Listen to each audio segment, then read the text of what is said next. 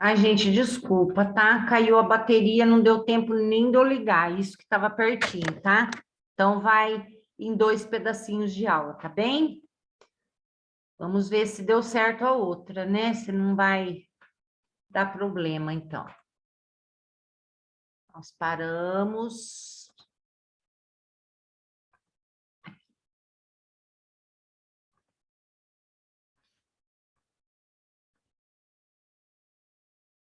E pronto, vamos lá.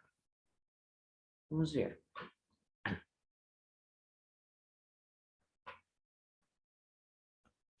Bom, a gente parou aqui na pedogênese, tá? Falamos da partenogênese, que não é necessário, então, esse óvulo ser fecundado por um macho, né? E temos a pedogênese, então.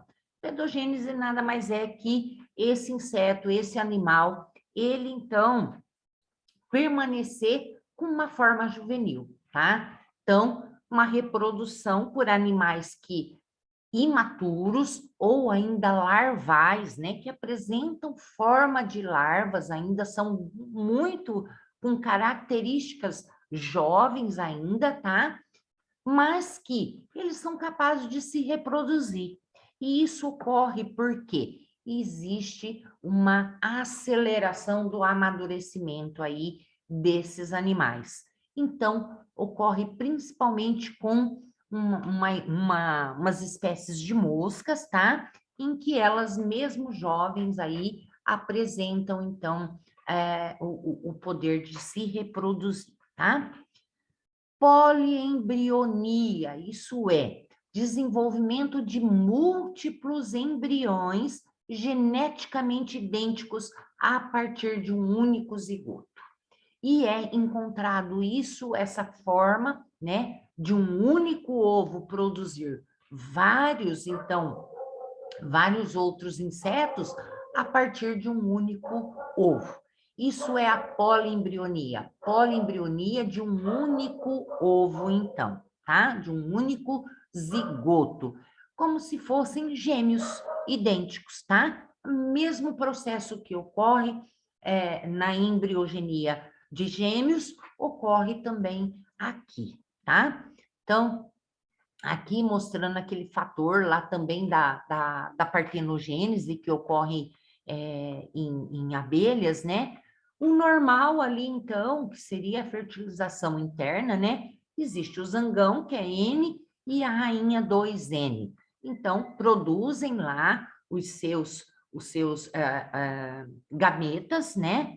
Feminino e masculino. Ocorre, então, a fertilização que vai produzir, então, as fêmeas. Ah, eu falei errado ali em cima antes para vocês, gente. Ignorem, tá? Partenogênese só então produz machos, tá? E aqui, olha, exemplificando então a partenogênese, tá? Então aqui, ó, não é necessário então a fecundação do óvulo pelo macho e a rainha por si só, ela então ah, produz o seu óvulo, que é N, tá? E por partenogênese, então, ocorre a embriogênese e que, então, vai gerar machos apenas, tá? Aqui, gente, mostrando um pouquinho, então, dos órgãos reprodutivos, então, de fêmeas e machos também de insetos, tá? Então, aqui desse lado a gente tem o da fêmea, tá? Então, a gente pode ver aqui que existe toda a parte do germário, tá? Então, nós temos esse vitelário ou o ovário, né? Que a gente queira chamar duplo, tá? Então, duplicado, onde começa-se, então, esse amadurecimento, então, dos ovócitos ou dos ócitos, né? Então, aqui é que vai, então, ficar esses oócitos, então, maduros, né? Mais aqui embaixo, então, para que eles saiam através desse pedicelo, né? Que são separados. São vitelários separados, como vocês estão vendo aqui. Começa, então, a, a, a sofrer, então, essa maturação, tá? E depois eles são dispensados a partir desses pedicelos, então, tá? Depois, olha lá, temos os ovidutos, por onde esses ovócitos vão percorrer, então, tá?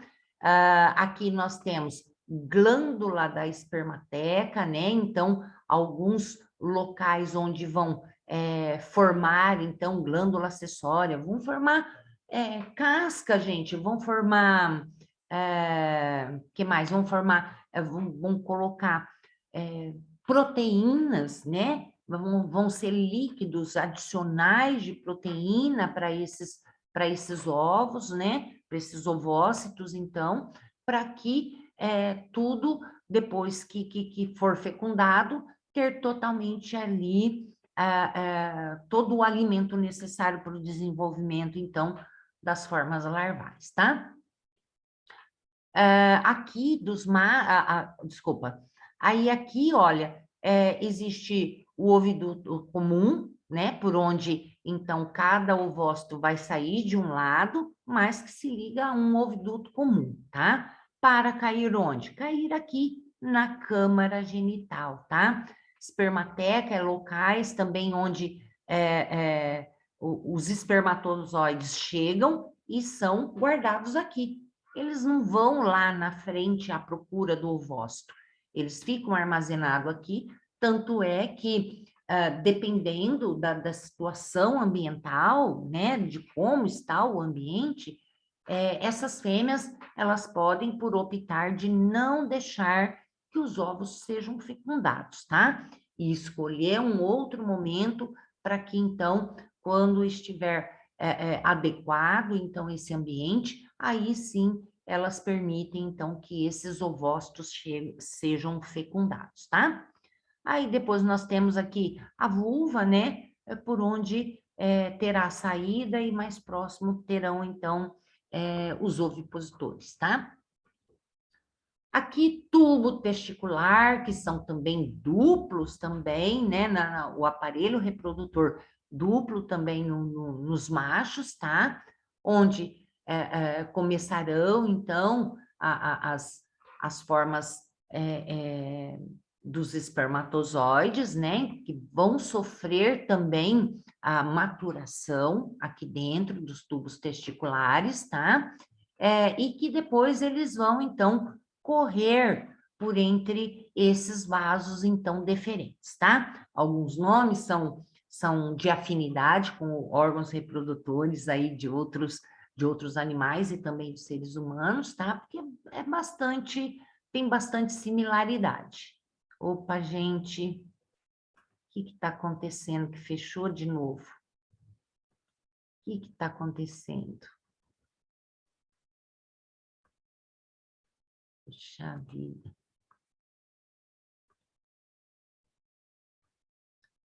Tá gravando ainda, mas não sei por que sumiu, gente, tá? Deixa eu ver aqui se a gente abre de novo. Vamos ver. Tá gravando. Só falta não ter gravado antes, né? Bom, e aqui também, então, esses espermatozoides sairão. Temos glândulas acessórias também para inserir mais essas proteínas, né? Vesícula seminal, que também vai produzir líquidos, né? Seminal para ajudar a levar, então, esse sêmen até o ducto ejaculatório, né? E o EDAGO, que é o aparelho, então, masculino, né? O aparelho ejaculatório feminino, masculino, que vai, então, se acoplar à vulva, então, dessa fêmea, né? Para poder deixar, então, os espermatozoides aqui dentro, tá?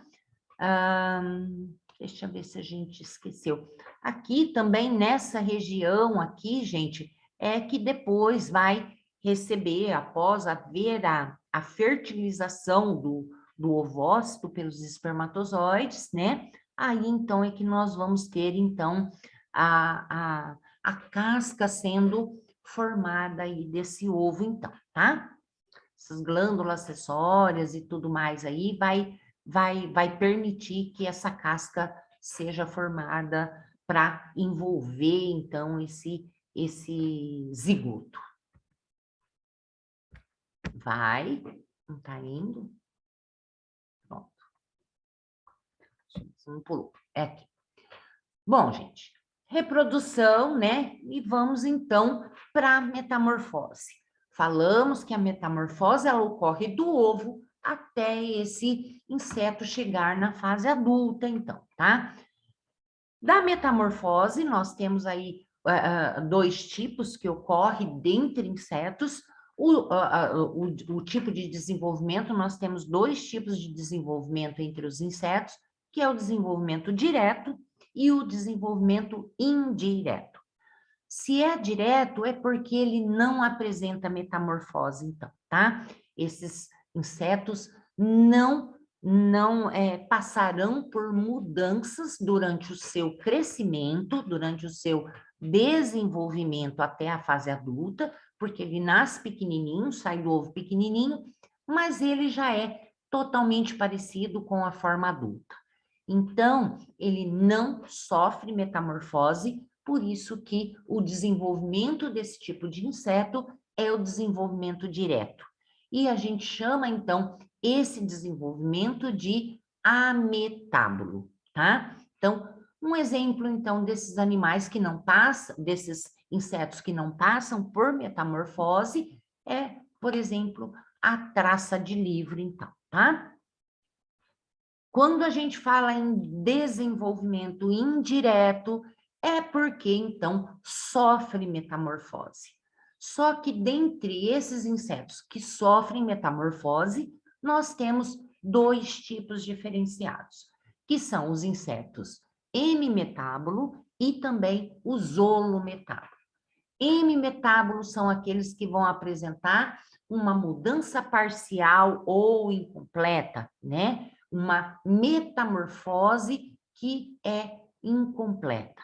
Então, ele nasce parecido com o pai, já adulto, né? Com os pais adultos, mas ainda não possui algumas estruturas que nos deixa até reconhecê-los como daquela espécie, mas que ainda falta algumas estruturas, tá? Isso a gente observa muito nos gafanhotos, tá? Então, isso aqui é muito, é bastante perceptível, a gente vê que eles passam por poucas transformações assim que saem do ovo. Por isso é que eles são hemimetábulo, fazem então uma metamorfose parcial. O que mais os diferencia, então, né, deles jovens para os adultos é o quê? Por exemplo, a falta de asas, né? As antenas pouco desenvolvidas ainda, tá? Então, eles têm um momento ali novinho, né, de juvenil, que depois, logo, eles se transformam em ninfa, que é a metamorfose intermediária, ao qual a gente tem eles, então, já começando a aparecer as estruturas, então, alares, né, as asas, então, começando a aparecer, e depois, o próximo passo já é a fase adulta, então, de completa transformação, tá? Aqui, além dos gafanhotos aí, dos grilos, né, acontecer esse tipo de hemimetabolia, a gente pode ver também isso ocorrendo em libélulas, tá? Baratas, alguns percebejos, né, e pulgões, tá? E em gafanhotos é o que é mais fácil e mais visualizado pela gente. Em contraponto, os holometábulos, então, é que passam por metamorfose completa, tá? Existem várias fases, então, vários estádios de desenvolvimento que ocorrem, então, com esse grupo de insetos. Então, nós temos ali uma metamorfose completa, tá? E que do ovo vai eclodir uma larva, de uma larva vai se transformar em pupa e de pupa em casulo. E depois desse casulo, aí nós temos, então, a pupa ou casulo, dependendo da espécie que a gente vê. Pupa em moscas, né? E casulo vai ser muito mais voltado para os lepidópteros, que são as mariposas e as borboletas, tá? E até chegar no adulto, então. Aqui, olha, na fase da pupa ocorre metamorfose, que aí dentro, né, dessa saída, então, de fase larval para a pupa, é lá dentro dessa pupa, dessa estrutura, então, né, mais rígida, que se formou da epiderme ali, desse revestimento externo da larva, uma pupa endurecida, e lá dentro o inseto passa por transformações, sejam transformações internas e também externas, tá? Aí, então, dessa pulpa é que emerge o adulto, então. Alguns vão apresentar forma larval aquática também, que a gente sabe que alguns insetos, então, têm esse período, né, de ovo e também de larva dentro, de larva ou ninfa, que seja, dentro da água também, tá? Isso acontece a metamorfose completa ocorre com moscas, borboletas e outras mais também. Aqui só para a gente ver esses insetos que são, então, ametábolos, que logo que saem do ovo, já é parecido com um adulto, tá, gente? Então, é só crescimento, desenvolvimento, só cresce, tá? M-metábolo, olha, aqui está mostrando o ovo, ele já está até com uma asinha, mas às vezes essa asinha é muito imperceptível. Logo depois está na fase de ninfa, que já tem uma asa mais crescida, e depois a fase adulta. Então, uma fase menor, né, de pouca diferenciação. Holometábolos, nós temos larva, depois momento de pupa e depois o momento de adulto. Aqui, lembrar que holometábolos, gente, dependendo do grupo que a gente está vendo desses holometábolos também, isso aqui pode ser quebrado em muitos outros estádios, tá? Posso ter larva L1, L2, L3, L4, dependendo do animal. E depois eu posso ter uma fase, né? Um momento de pré-pupa e depois de pupa, tá? Ou então de casulo, né? De crisálida, que a gente fala, para depois, então, finalizar com a imersão, com a imersão então, do inseto adulto. Aqui mostrando também, olha, aqui mostrando as borboletas, a exemplo, né, que tem o ovo, depois nós temos, então, a lagarta, né, ou a larva, tanto faz, aí depois nós temos o quê? Nós temos essa lagarta aqui, ó, já se transformando aí em uma pupa, né, começando esse início aí de impupação, e aqui já essa pupa completa aí, nessa crisálida pronta. Então, aí até que sai daqui, ó, emerge então essa crisálida bonita aí, só secar as asinhas e tá num inseto adulto. Aqui mostrando também, olha, de moscas, então temos o ovo, larva 1, larva 2, larva 3, aí depois nós temos uma pré-pupa, que ela já se modifica da larva 3, tá? Para a pupa e depois o adulto, tá? Aqui mostrando, então, diferenças entre aquela a traça que a gente fala, né? Que a gente costuma chamar isso aqui de traça também, tá? Só que não é traça. Ela é chamada de traça, mas é de produtos armazenados. Isso é de grãos, né? Então, ela dá muito para comer grãozinho de arroz, de milho e tudo mais. Mas que ela não é uma traça, e sim uma borboletinha, tá, gente? Então, tem nada a ver com a traça de livro. Traça de livro é essa aqui, ó. Essa é a verdadeira traça, tá? Outra coisa que a gente tem que falar é do exoesqueleto, que a gente falou, né, que todo o grupo artrópodo apresenta um exoesqueleto externo, então, tá? E esse exoesqueleto, ele é rígido, né, mas que ele é compensado, ele traz muitas vantagens para esses insetos, porque não deixa perder água, é uma proteção corporal, mas que também ele é rígido, acaba trazendo limitação. E para que não ocorra limitação, esses apêndices, principalmente, que são, então, protegidos por exoesqueleto, eles são articulados, né?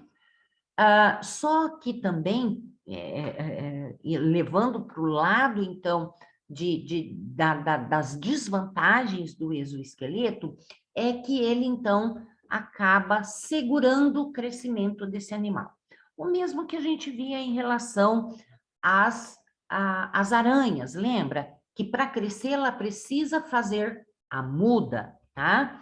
Então, nós temos aqui essa estrutura do exoesqueleto, onde nós temos abaixo, então, a camada de células, que é a membrana basal, né? Aqui abaixo das células, a membrana basal. Depois nós temos a camada da epiderme.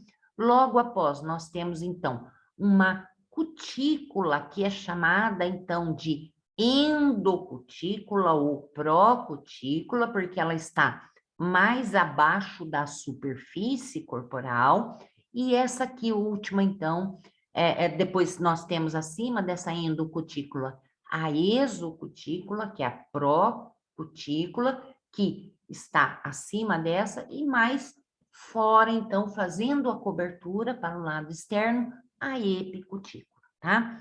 Então, isso aqui de tempos em tempos e para passar pela metamorfose, isso aqui precisa ser perdido, né? Porque vamos pensar numa larva, ela está em L1, ela come, come, come, come e está crescendo lá dentro. Isso aqui está pequeno, ela tem que trocar, então, essa capinha por uma maior, para que ela vai se desenvolvendo cada vez mais e passe pelos processos de metamorfose, alcançando, então, o último estágio, que é, então, a da forma adulta, aí esse animal realmente só acaba se desenvolvendo e não faz mais mudas, tá?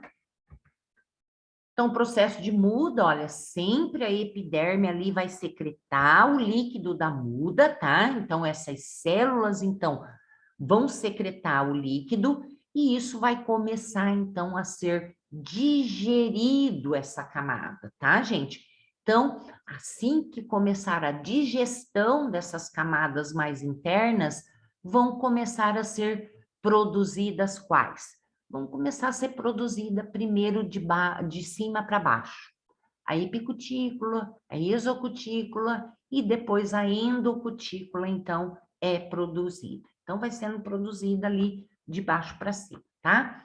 Então, para poder o quê? Na hora que estiver toda pronta essas camadas, então, esse exoesqueleto, então, pode ser retirado, então, do corpo, tá? Ela vai se destacar, então, desse corpo.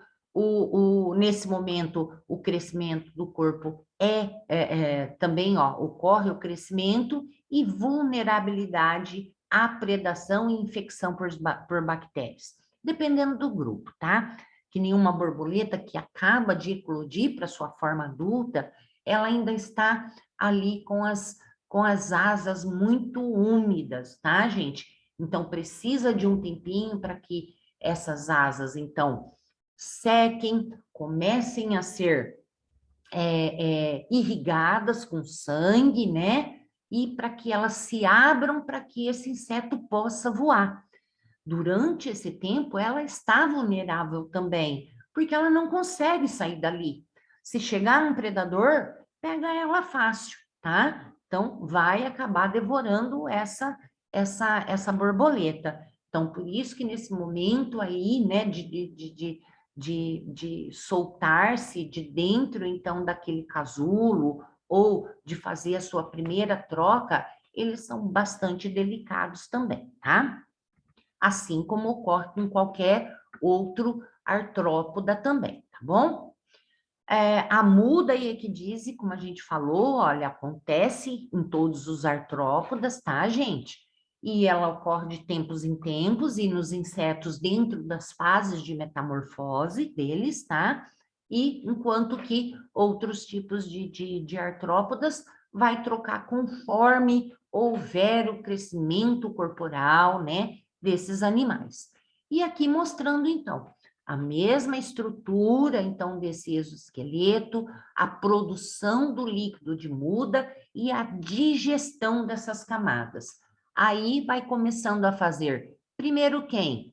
A epicutícula, que é a primeira que fica lá em cima. Epicutícula, depois já vem a endocutícula aqui embaixo, então vai sendo formada a primeira camada que vai ficar externa, depois a próxima e a próxima, tá? Então, até que esteja formada. Assim que estiver formada, gente, essa antiga, então, é eliminada, tá? Muito dessa cutícula que está aqui, que a gente está vendo, muito dos componentes dessa cutícula velha, desse exoesqueleto velho, é utilizado ainda na composição da nova, tá? Então, ocorre essa digestão e tudo que ainda utilizável será, então, servirá para a composição da nova cutícula também, tá? Aqui falando mais generalizado dos artrópodes em si, né? Somente alguns sofrem mudas depois do adulto, está mais relacionado a outros artrópodas, tá? Limitação do tamanho corpóreo final, por isso que também, né, esses insetos não são tão grandes, né? A gente tem sim algumas espécies aí que a gente até admira pelo tamanho, mas a grande maioria dos insetos tem um tamanho menor, não só a limitação vem do exoesqueleto, mas de outros fatores também, como o fator respiratório e tudo mais aí, tá? O voo não seria possível, talvez, em muitos, se os insetos fossem grandes, já também devido à demanda respiratória que tem, né, para manter o voo, a respiração traqueal já não daria conta. Então, são vários fatores, incluindo também o exoesqueleto, tá? Sistema endócrino, ó, muitos órgãos dos insetos produzem hormônios e a maioria com função de controle de processos reprodutivos, metamorfose, né? E essa metamorfose que acaba culminando também em muda, tá? Células neurosecretoras, olha, ocorrem de forma que os gânglios aí, ó, que se localizam no sistema nervoso central, então lá na parte cerebral, né? São neurônios que produzem um ou mais hormônios com papel de crescimento, metamorfose e também atuam na reprodução. Tal qual, né, vários grupos de animais, a gente depende também lá da hipófise, fazer toda essa, né, essa secreção de hormônios aí corporais, né? Então, nós temos lá uma região que é chamada de corpora lata, tá? Então, lá nessa glândula ali, vai produzir o hormônio que a gente chama de hormônio juvenil, que tem função o quê? De inibir a metamorfose, gente. Enquanto esse hormônio juvenil está sendo produzido e secretado pela corpora lata, esse inseto, ele fica na fase juvenil. Se eu estou falando de uma larva L1, enquanto esse hormônio está pesadamente sendo secretado para o corpo, é porque essa larva é para ficar naquela fase, tá? Então, ela inibe ele passar por uma fase seguinte, tá? Então, está envolvido na vitelogênese, glândulas reprodutivas acessórias, produção de feromônio e comportamento sexual também. Então, uma variedade aí que está ligada aí essa córpora lata, né? O hormônio juvenil. Aí temos também outra região, que é a córpora cardíaca, então, que ela produz a equidisotropina. Se eu estou falando ali, já tem um nome de equidise, né? E ele produz a equidisona, que a gente chama, né? Então, importante na diferenciação de ovários e glândulas reprodutivas acessórias. É ela que vai ajudar isso a desenvolver.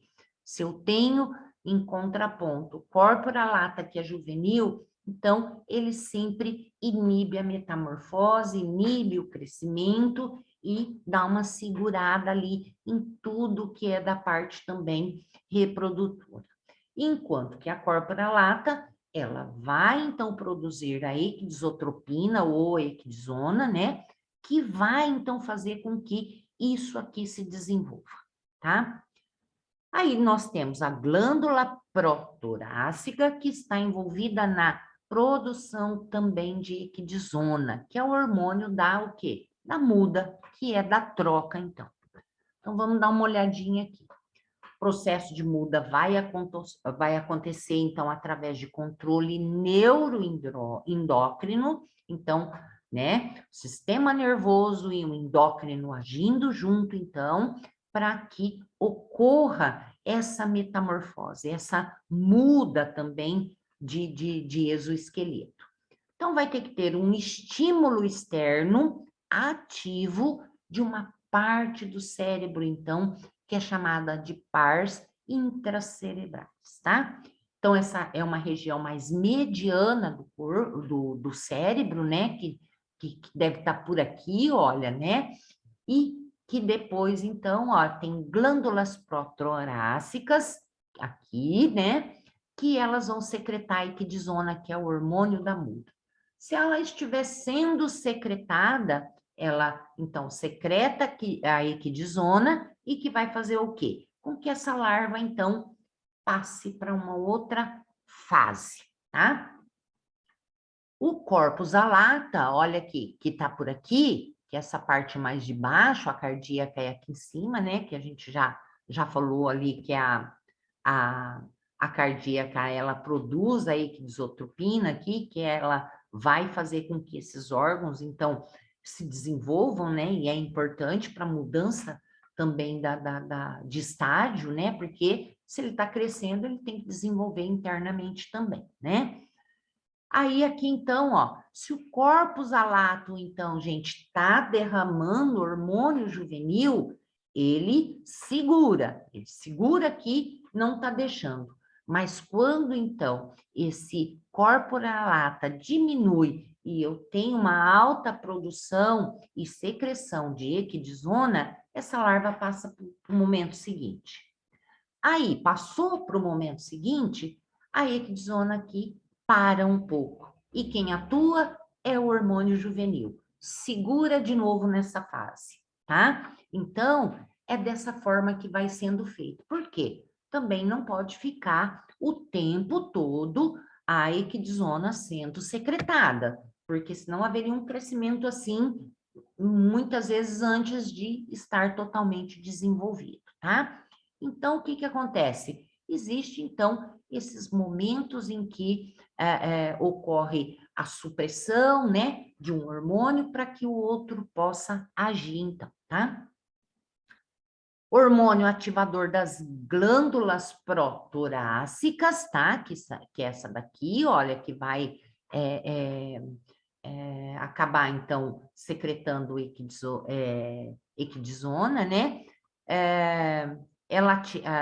Hormônio ativador das glândulas protorácicas, quando inibe o corpus alato, aí, então, ocorre a muda para adulto, né? Então, nós temos que ter a secreção, então, dessa glândula protorácica, enviando hormônio de crescimento, e temos que ter, então, inibindo essas daqui, inibindo o corpus alato, que é o hormônio juvenil, para que possa passar, então, de fase de crescimento, tá?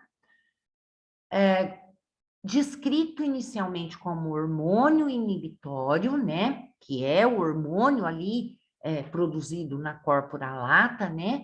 Então, ele surte diversos efeitos aí durante essa vida do inseto, tá, gente?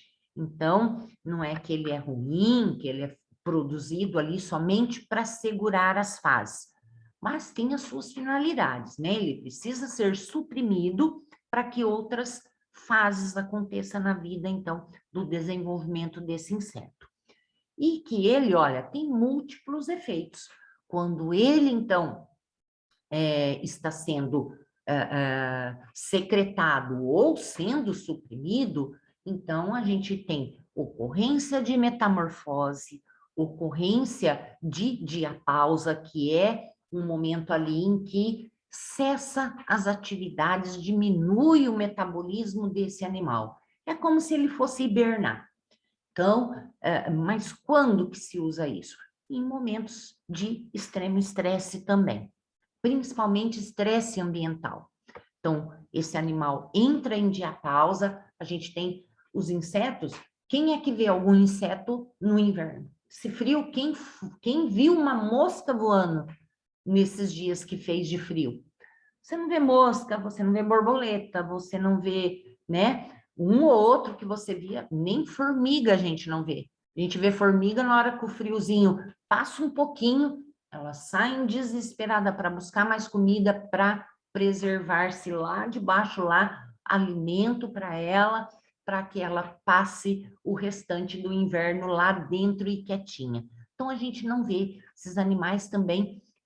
Nós temos coleópteros, né? Entrando em diapausa nesse momento, apagando tudo ali, né? Entrando em off, para o quê? Para voltar num momento mais propício, que será, é lógico, o momento da primavera, na hora que a primavera voltar.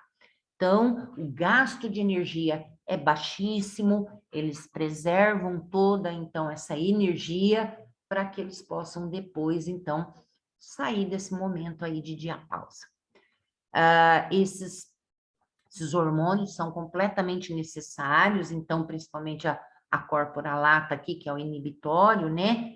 Então, se ele está agindo, não vai agir a reprodução, né? E quando ele está suprimido, então nós temos ali um outro hormônio que vai trazer, então, todo o crescimento de órgãos reprodutores e deixar ativo esses órgãos reprodutores também. Como nós temos também esses hormônios aí influenciando no metabolismo também, né? E no metabolismo inclui a diapausa, porque esse metabolismo modifica também, né? Conforme a necessidade e a atuação desses hormônios aí, tá? Opa!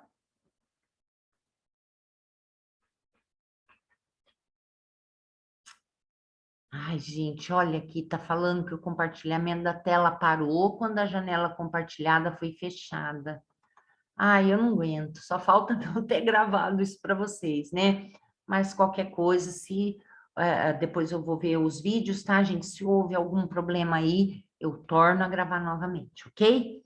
Bom, gente, a aula é essa hoje, qualquer coisa, vocês entrem em contato e a gente se fala aí, tá bom? Não esqueçam para a atividade que vai lá para quem não pôde assistir ou para quem não está vindo online, ok? Abraço para todos, fiquem com Deus e bom final de semana.